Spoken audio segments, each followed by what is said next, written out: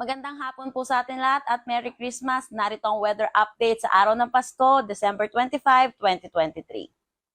Wala naman tayong binabantayang low pressure area o anumang bagyo sa loob at labas ng ating Philippine Area of Responsibility, pero itong easterlies or yung mainit na hangin na nanggagaling sa dagat Pasipiko ay patuloy na umiiral dito sa eastern sections ng Visayas at Mindanao. Magdadala ito ng mga pag-ulan dito sa Caraga, Davao Region, Northern Mindanao, Eastern Samar, Bohol, pati na rin sa Southern Leyte.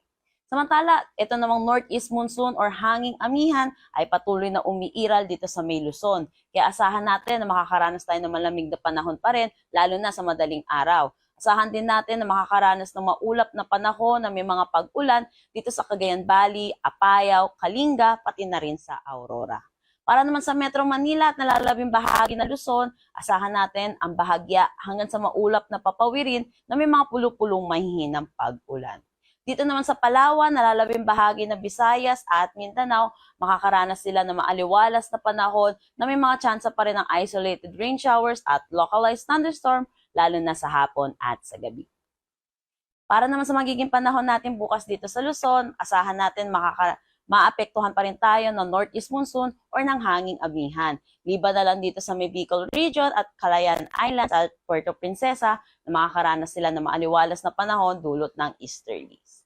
Ang temperatura dito sa Metro Manila ay maglalaro between 24 to 31 degrees Celsius, Lawag 24 to 31, Baguio 16 to 24, Tugigaraw 22 to 28 degrees Celsius. Para naman sa Tagaytay 22 to 29 degrees Celsius.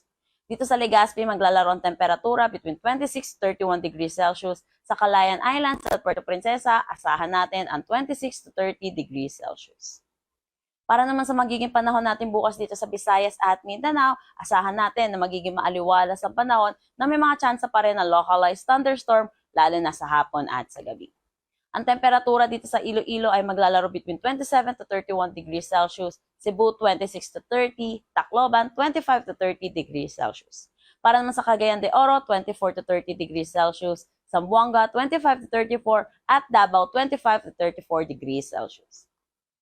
May nakataas pa rin tayong gale warning dito sa coastal waters ng Batanes, Cagayan kasama ng Babuyan Islands, Isabela, Aurora, Ilocos Norte, Ilocos Sur, La Union, Pangasinan, pati na rin sa Calayan Islands. Kaya pinapaalalahanan po natin ang mga kababayan natin mangingisda at may mga sasakyang maliit pandagat na delikado po pumalaot sa mga nasabing coastal waters. Para naman sa magiging panahon natin sa susunod na 3 araw sa mga piling syudad ng ating bansa, for Metro Manila, Baguio, and Legazpi, which is Luzon, asahan natin patuloy umiiral sa atin ang northeast monsoon or ang hanging amihan. Asahan natin ng bahagya hanggang sa maulap na papawirin na may mga pulupulong mahihinang pag-ulan. Sa Metro Manila, maglalaro ang temperatura between 24 to 32 degrees Celsius. For Baguio, 16 to 25 degrees Celsius. Legazpi, 25 to 31 degrees Celsius. For Metro Cebu naman at Metro Davao, asahan natin na patuloy makakaranas sila ng generally fair weather. Ang temperatura dito sa Metro Cebu ay maglalaro between 26 to 31 degrees Celsius, Metro Davao 24 to 32 degrees Celsius. Ang sunset mamaya ay 5:34 p.m. at ang sunrise bukas ay 6:18 a.m. Para sa karagdagang impormasyon, bisitahin ang aming mga social media pages at ang aming website pag-asa.dost.gov.ph. Yan po muna ang latest dito sa Pag-asa Weather Forecasting Center. Chanel Dominguez po at maligayang Pasko.